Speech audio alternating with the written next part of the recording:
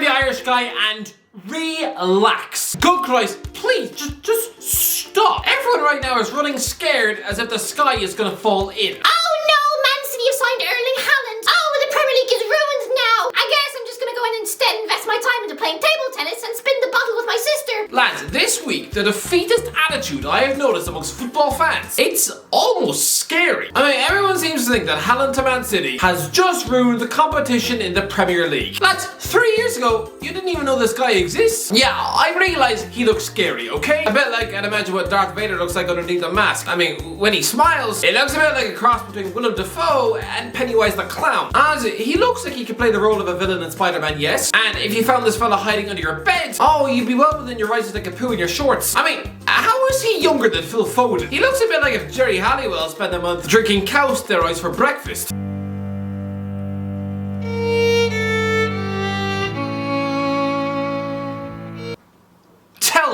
Tell me that clip doesn't send a shiver down your spine. He looks like he's about to offer a 9-year-old a Twix, only to instead bite off his arm. I get it, okay? Everything about Haaland is intimidating. But I have to say, the reaction to this signing has been a bit pathetic. I mean, people are acting like Man City have never signed good players before. Haaland is a great player. 85 goals in 88 matches for Dortmund is insane. But he's 21 years old. I mean, Sergio Aguero is just as good at 21. I mean, can we stop acting like Haaland has just reinvented the wheel? I mean, the Aguero that Pep Guardiola had between 2016 and 2019 was every inch as good as Haaland is now. I mean, 3 years ago, he was scoring 32 goals in the 18-19 season. And yet, still, this title race went until the last day. And still, you didn't win the Champions League. I mean, everyone, calm down. I mean, this is a man who was a statue aged 21. I mean, I'm surprised he didn't bring out an autobiography at 19, which would probably just be a picture book with 3 chapters dedicated to the time he first kissed a girl. Probably when he was 17, God love him. Having a statue at 21, yeah, this was erected in Norway. And oh good God, I'm scared. It looks like one of those weird blow-up dolls that Amazon sell to lonely weirdos on the internet. What makes it even creepier is that this was carved with a chainsaw. But Erling Haaland does not ruin the Premier League. I realise that for Liverpool fans, oh, this must feel like the straw that broke the camel's back. I mean, honestly, it's like trying to cycle uphill with Lance Armstrong. I mean, you're trying everything in your power to keep up. Drinking water, stuffing bananas in your mouth, and then halfway through the race, he injects a needle in his thigh. I mean, you're going to feel like giving up and throwing your bike in a ditch. But Haaland, this isn't football steroids. This is still just a mere mortal man who will probably have an underwhelming debut season. I mean, when was the last attacking player who Guardiola signed who hit the ground running with an instant world-class debut season? Yeah, that's right. David Villa, 12 years ago.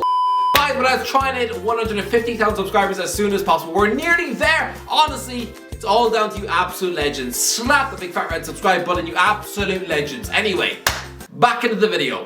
I mean, Harry Kane would have fit Man City like a glove, but Man City like a centre forward who can pass the ball. Haaland has completed 1 accurate long pass in the Bundesliga this season.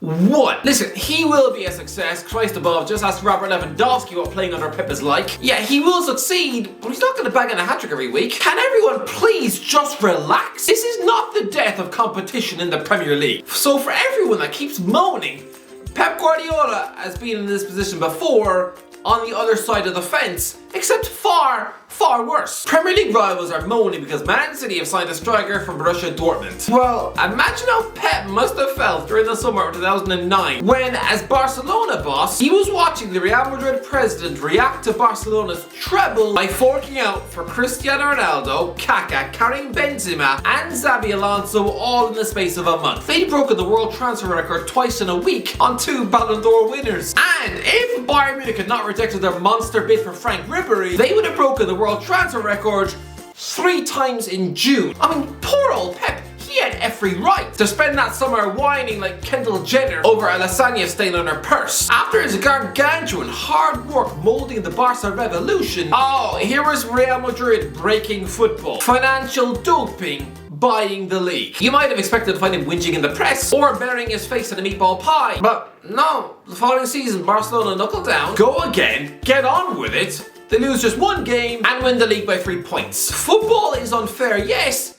but deal with it. Do you really think Jurgen Klopp is hyperventilating into a shoe? No, so neither should you. You should relish the competition. I mean, when was the last single one transfer which destroyed the competition in the Premier League?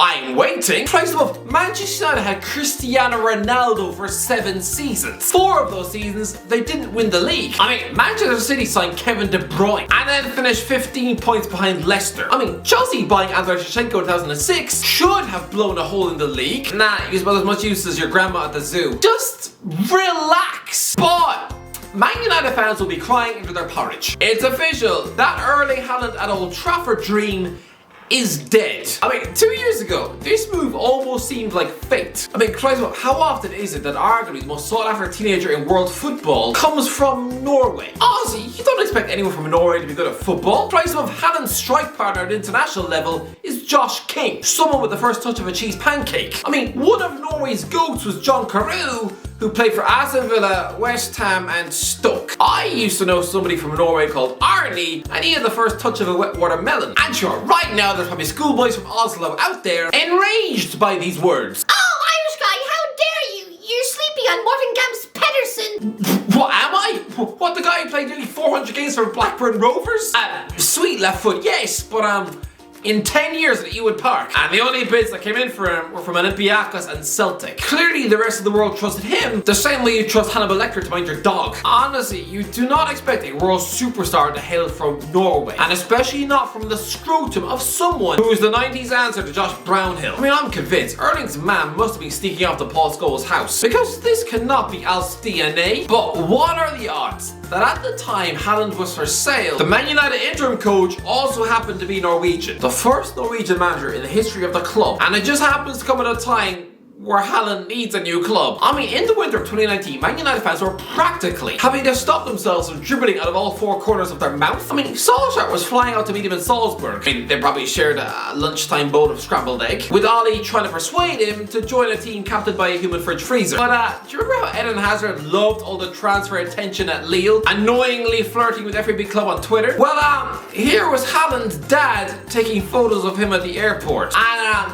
that sent journalists into a frenzy. No sign of Erling Haaland at Manchester Airport, and source there says none of the passengers said they saw him. Yeah, this was journalism. Samuel Lockhurst camped out at Manchester Airport and having to ask the toilet cleaners if they'd seen a big Norwegian. Most Man United fans would have chopped off their left ear to land this guy. I mean, despite the fact that the greatest captain in the history of your club once tried to put his dad in a wheelchair. I mean, Ozzy, if this was on the street and not a football pitch, poor old Alfie would now be pissing into a bag attached to his hip. Although, to be fair, not all Man United fans wanted Haaland back then. Starts at Leipzig and Dortmund, not Juve or United. Starter at United, no thanks. Nordic Peter Crouch could never bench Martial. He probably wouldn't even be a starter at United unless Ollie is looking for competition for Martial and co. Let him go to Leipzig and let us sign Timo Werner then. He fits the style Ollie would like us to play, and he will be cheaper, and he's a bang goal scorer, but of course it's Man United. We never do smart business.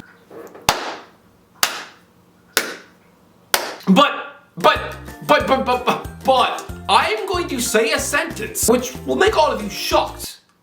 This is going to sound weird, as if I'm admitting to sucking hamsters whilst watching The Lion, the Witch and the Wardrobe whilst a dog eats pepperoni pizza out of my armpit. Not quite as weird as that, but Man United were right not to sign Haaland. The club had struck a €20 million deal with Red Bull Salzburg for Haaland, but it fell through because his camp wanted a release clause inserted. And I'm sorry, imagine being Manchester United, one of the biggest clubs in the world, and here was a Norwegian child demanding an early way out. And it's like being invited to Beyonce's house party, and within 5 minutes of hanging up your coat, you're asking someone where's the nearest fire exit. I mean, it's like marrying someone, and then within 10 minutes of saying I do, you're flicking through Tinder in the car park. I mean, here are some footballers who've had release clauses in the Premier League. Demba Ba at Newcastle, Marwan Fellaini at Everton, Jamie Vardy at Leicester, Jack Grealish at Aston Villa. Not footballers at Manchester United. Even asking for that was an insult. And Man United were right to say no. Honestly, the utter front from a Norwegian teenager to swan into Old Trafford as if he's the Nordic Justin Bieber, wearing Gucci shoes and with an entourage of agents in tow. I mean, imagine if Ole Gunnar Solskjaer had asked Sir Alex Ferguson for a release clause in 1996. The Scot would have probably spit in his eye. Let's be honest, signing Haaland in 2019 was the wrong time for Man United anyway. This this is a club who should be making that signing when they're fighting for the title. What difference would he really have made when you've got Harry Maguire in defence? I mean, what? He might have helped them win the Europa League.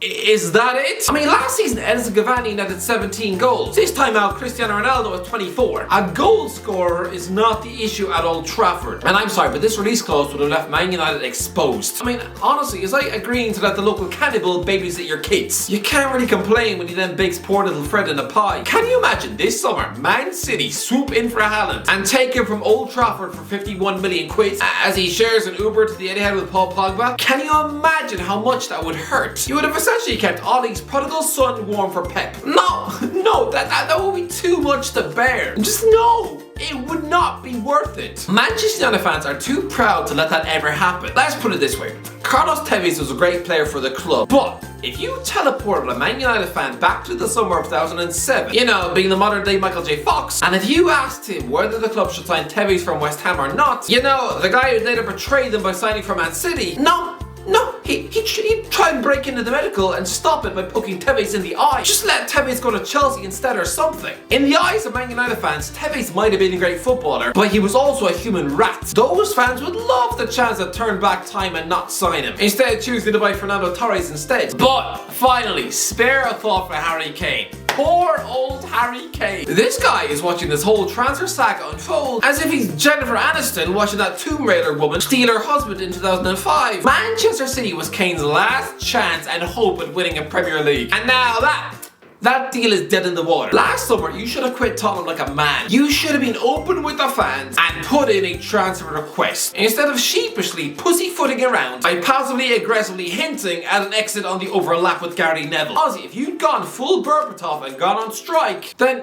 you'd be winning a Premier League this month. But as for Haaland to Man City again, for anyone that says that this means it's the death of the Premier League, then I'm sorry, you've got the backbone of Shaun the Sheep.